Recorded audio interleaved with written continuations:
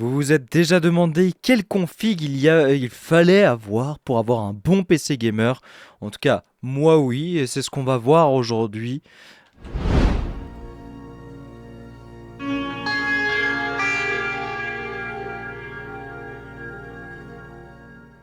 J'avais pas fini de parler, c'est ce que je voulais dire, c'est ce qu'on va voir aujourd'hui selon l'article de GamerGen. Comment bien choisir son ordinateur pour le gaming? Vous débutez dans le gaming et vous cherchez le moniteur qui vous permettra de profiter de toutes les meilleures sensations du jeu sans aucun bug et surtout sans lag. Il vous faut un ordinateur de compétition. Pour vous aider à bien choisir votre machine de guerre, nous vous avons concocté un guide d'achat pour les débutants mais aussi pour les joueurs confirmés et joueuses qui auraient tendance à oublier les bases. Celui-ci repose sur 3 piliers. Bien choisir son écran, bien choisir son ordinateur et bien choisir ses accessoires. Et c'est vrai, parce que selon comment, pour les jeux, c'est quand même plus agréable d'avoir parfois des bons accessoires. Après, j'imagine que ce qui rentre en jeu selon le type de jeu où vous jouez, que vous jouez, bah, vous aurez besoin d'accessoires entre guillemets différents. En l'occurrence, par exemple, pour un tactical shooter, un écran avec un rafraîchissement entre guillemets plus rapide et puis une souris et un clavier avec un taux de réponse rapide. Et un écran avec un taux de réponse rapide aussi forcément. Alors, trouvez l'écran de gaming idéal. Voici les 3 critères sur lesquels vous devez vous focaliser. Les performances de l'affichage et la résolution. C'est l'un des critères les plus importants pour les amateurs de gaming car la qualité de l'expérience du jeu dépend en majorité de l'affichage et ça c'est vrai. Il est important de choisir une excellente résolution d'image. Aujourd'hui, la 4K est un format d'affichage en très haute définition supérieur ou égal à 3840 pixels de large. Aujourd'hui, on préfère les écrans LED aux écrans LCD puisqu'ils sont moins énergivores, jusqu'à 30% d'économie d'énergie. Ces écrans sont aussi plus résistants, mais ce qui permet de déterminer aujourd'hui la qualité de l'affichage pour le gaming, c'est la dalle. On trouve les dalles TN, Twisted Pneumatic, VA Vertical Alignment et les dalles IPS, In-Plant Switching, pour un meilleur rendu de couleur et pour bénéficier d'une meilleure expérience en multijoueur. Il est préférable de choisir une dalle IPS. Alors là, par exemple, je vous dirais, je n'y connais pas grand chose en termes d'écran. C'est vrai que je sais que les dalles IPS c'est une bonne chose. Mais alors du coup le TN et le VA, moi ça me parle pas dans l'immédiat. Mais a priori, dalle IPS, c'est ce qu'il y a de mieux. Bon, alors, du coup, en revanche, si c'est de la fluidité que vous recherchez, il faudra préférer une dalle TN. Donc j'imagine peut-être pour les, justement comme je disais, les tactical shooters ou ce genre de choses. Même si les couleurs sont plus ternes et qu'en mode multijoueur, tout le monde n'a pas le même angle de vue sur l'écran, les écrans OLED ne sont pas rétroéclairés, ce qui accentue les nuances de noir et donc les contrastes au niveau du graphisme. En ce qui concerne les performances de votre écran 4K, il est indispensable de regarder les deux choses si vous, de regarder deux choses si vous voulez éviter des bugs d'affichage ou retard d'affichage. La fréquence de balayage, par exemple, représente un nombre d'images affichées par seconde. Elle se mesure en hertz. Et plus la valeur est élevée, plus l'image sera fluide, c'est très important pour le gaming ou pour regarder des vidéos HD. Aujourd'hui, pour profiter d'un gameplay assez fluide, il ne faut pas compter moins de 75 Hz, 75 pour ceux qui le disent comme moi. Pour des joueurs plus gourmands, il faut compter sur une fréquence de balayage d'au moins 120 Hz. Et ça, c'est vrai que j'ai souvent vu justement auprès de joueurs qui jouent justement à des tactical shooters ou des jeux qui demandent d'avoir une certaine précision. Le temps de réponse est également très important car il concerne la vitesse d'affichage. Celle-ci se mesure en millisecondes. Plus le temps est faible, plus l'écran est performant. Il est donc évident que les écrans de dernière génération affichent un temps de réponse de moins d'une milliseconde.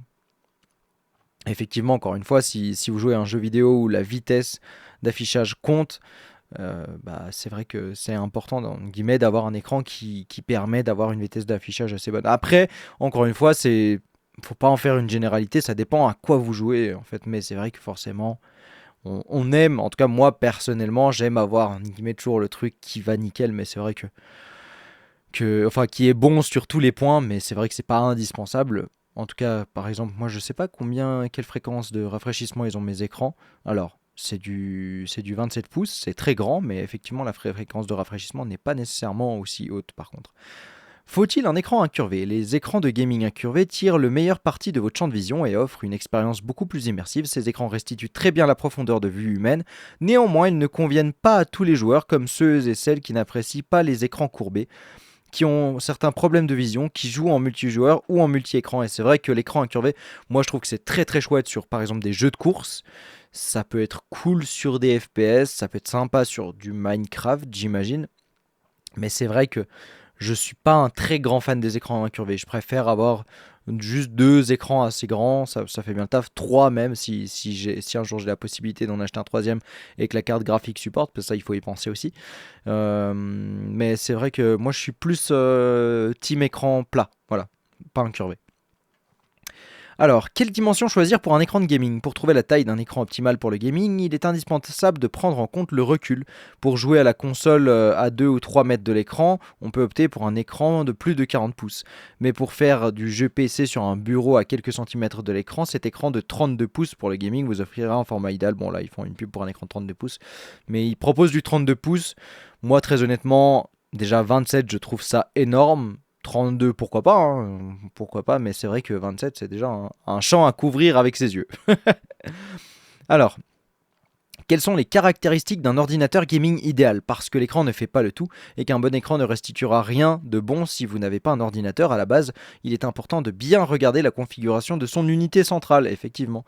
La puissance. Pour optimiser votre gameplay, il vous faut un ordinateur qui lui offre une bonne puissance de calcul. Pour cela, il faut regarder quel est le processeur utilisé et se focaliser sur trois choses. Le nombre de cœurs pour accepter les logiciels et les jeux dits lourds puisqu'il démultiplie la puissance de calcul, la mémoire cache et la fréquence exprimée en gigahertz. Alors j'aime bien parce que finalement ils nous disent quoi regarder mais ils nous donnent pas vraiment de détails précis. Ils nous disent pas précisément ah oui par exemple ces processeurs là sont intéressants, par exemple dire le i9 de je sais pas quelle génération ou le i7 de je ne sais quelle génération. Et il se mouille pas trop par contre au niveau des choix des accessoires. Donc voilà, je trouve que c'est un peu dommage. Et puis il nous propose pas non plus de PC spécifique à la fin. Mais bref, en tout cas, c'est des points importants effectivement à voir.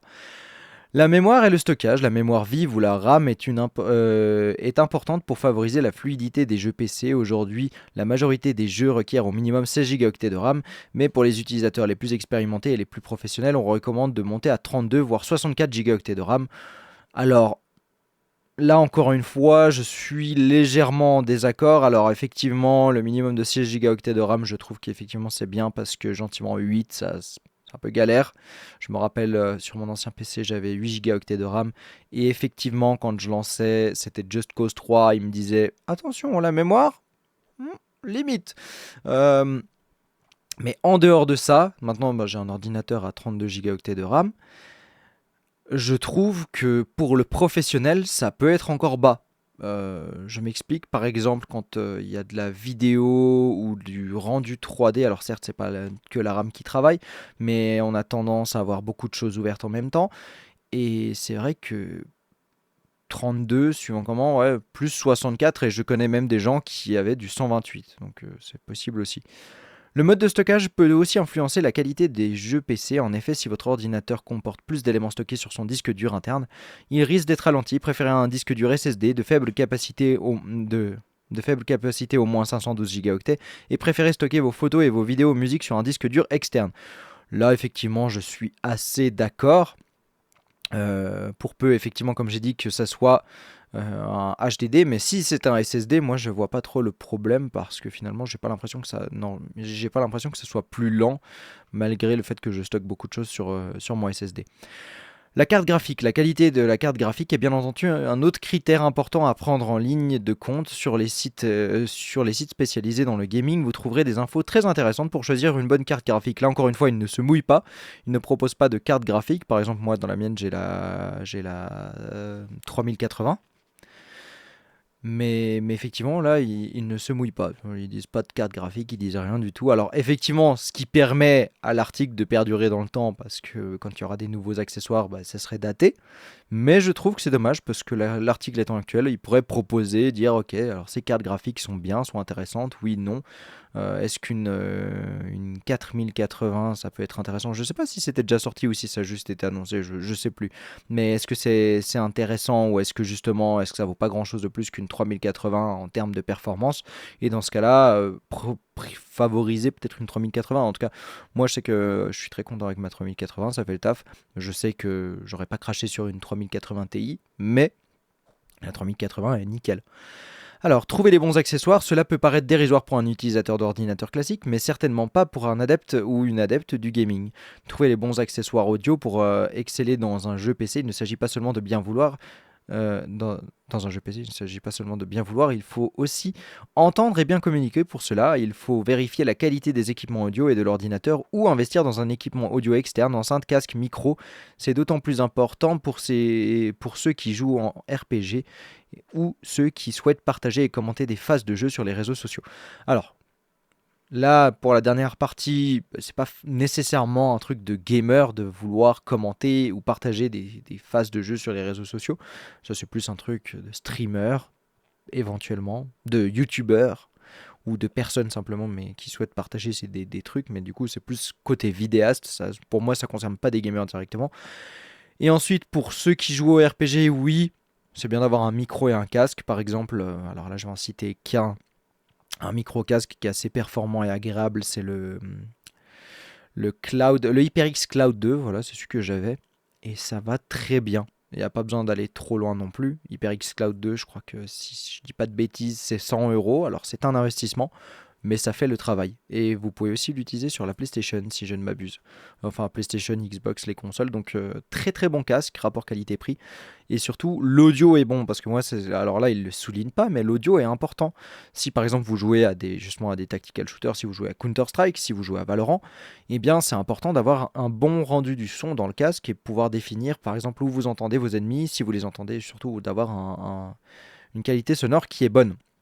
Donc rien que pour ça, je trouve ça agréable. Après, pour communiquer, un micro suffit, un petit micro, il n'y a pas besoin d'un truc de fou comme là, ce que j'ai, c'est beaucoup trop. Si je voulais juste faire du gaming avec, c'est trop.